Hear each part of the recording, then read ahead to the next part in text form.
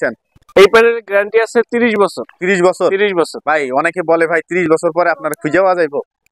আর যে এটা একটা ইম্পর্টেন্ট কথা বলছেন যে আসলে 30 বছর পরে আমি এরকম নাও থাকতে পারি বা আমি মরেও যেতে পারি, এরকম একটা বিষয় হতে পারে। তো এইটা যে অথেন্টিক যে কোম্পানিগুলো আছে, যেগুলো অথেন্টিক প্রোডাক্ট, যখনই আপনি এই সিরিয়াল নাম্বার দিবেন যে এটা জিঙ্কো অরিজিনাল প্রোডাক্ট, যেটা বাংলাদেশের কান্ট্রির যে সিরিয়াল নাম্বার, সেটা যখন আপনি অ্যানালাইজ করতে পারবেন, তখন কিন্তু আপনি এই প্রোডাক্টটা আমি না থাকলে আপনাকে কোম্পানি দিয়ে দিবে। কোম্পানি দিয়ে দিবে? কোম্পানি আপনাকে 30 বছর ওয়ারেন্টি দিয়ে দিবে। 30 বছর ওয়ারেন্টি কোম্পানি দিবে? কোম্পানি দিয়ে দিবে। আচ্ছা, এটা থেকে যে আপনি না থাকলেও ডাইরেক্ট এই সোলার নিয়ে সে কোম্পানির কাছে ক্লেম করলে, কারণ হচ্ছে বাংলাদেশে যে অথেন্টিক একজন আছে ডিলার, যখন এই সিরিয়াল নাম্বার চলে আসবে তখন দেখবে যে এই প্রোডাক্টটা কার কাছে সে বিক্রি করছে, চায় না। ও আচ্ছা। তখন কিন্তু সে অটোমেটিকলি বাংলাদেশের যে আছে তার কাছে সে মেইলটা করে দিবে যে আপনার এই প্রোডাক্টের প্রবলেম আছে, তখন আমি নাও থাকলে আপনি সেখান থেকে আপনি চেঞ্জ করে নিতে পারবেন।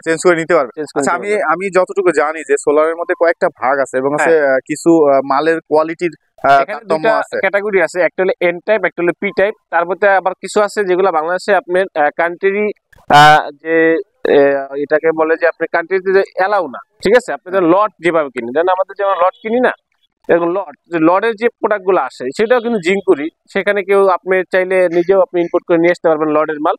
তখন কি হবে যে আপনার ওই লটের মালটা কিন্তু কান্ট্রিতে কোনো সিরিয়াল নাম্বার আসবে না। ও আচ্ছা, ওটা কোনো সিরিয়াল নাম্বার আসবে না, ওটা হলো আপনি জাস্ট কিনে নিয়ে আসবেন, জাস্ট লেখা থাকবে হলো আপনার জিঙ্কো প্যানেল, ঠিক আছে? জিঙ্কো প্যানেল না? জি। আচ্ছা, এটা যে লট না বা এটা যে আছে সিরিয়াল কান্ট্রি থেকে হচ্ছে ডাইরেক্ট ইম্পোর্ট করা, জি, এটা বোঝার উপায় কি আছে? এটার বোঝার উপায়, এটার পিছনে আপনার বারকোড সিস্টেম করা আছে। বারকোড সিস্টেম, আচ্ছা আমরা কি একটু দেখতে পারি? এবং এখানে একটা সিরিয়াল নাম্বার আছে, আপনি এই জায়গাটা দেখেন। ও আচ্ছা, এখানে দেখেন, এই যে আমরা একটা সিরিয়াল নাম্বার আছে, এই যে সিরিয়াল নাম্বারটা, এই সিরিয়াল নাম্বার ওখানে ওনাদের যে পজ আছে সেই পজে কিন্তু এটা শো করবে, পজে শো করবে। আচ্ছা, পিছনের পার্টটা যদি দেখি আমরা, মোটামুটি তো হচ্ছে দেখলাম যে পিছনে একটু নিচে নামতে হবে, যে সেটআপটা যদি আমরা একটু দেখি, আমরা এই যে এদিকে দেখি। আচ্ছা, এই যে এই সেটআপগুলো কিন্তু এটা কিন্তু আপনার এই যে এটা কি ভাই? এটা জংশন বক্স, এই যে দেখেন এখানে খোদাই করে লেখা আছে, হ্যাঁ, জিঙ্কো না? জিঙ্কো, এই যে দেখেন জিঙ্কো সোলার, এই যে 1500 ভোল্ট এখানে লেখা আছে।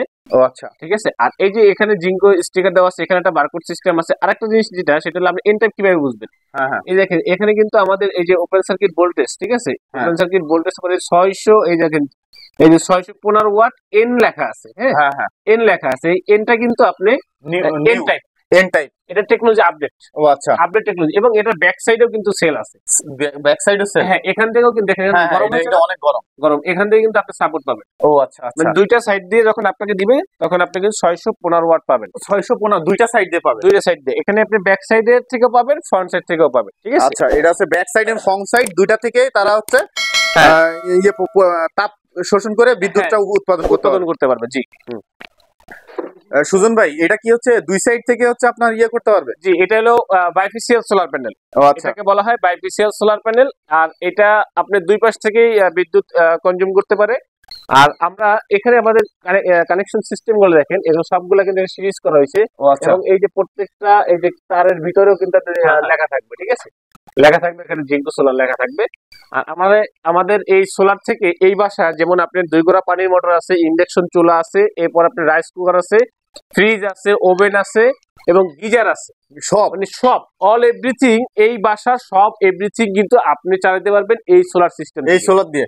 এখানে কিন্তু আমরা একটা বড় ধরনের সবচেয়ে নামি দামি কোম্পানির একটা ইনভার্টার ইউজ করছি।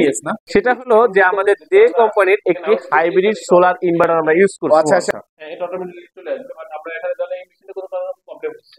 আচ্ছা, এই যে মেশিনটা তো অন আছে? হ্যাঁ, এখন অন আছে।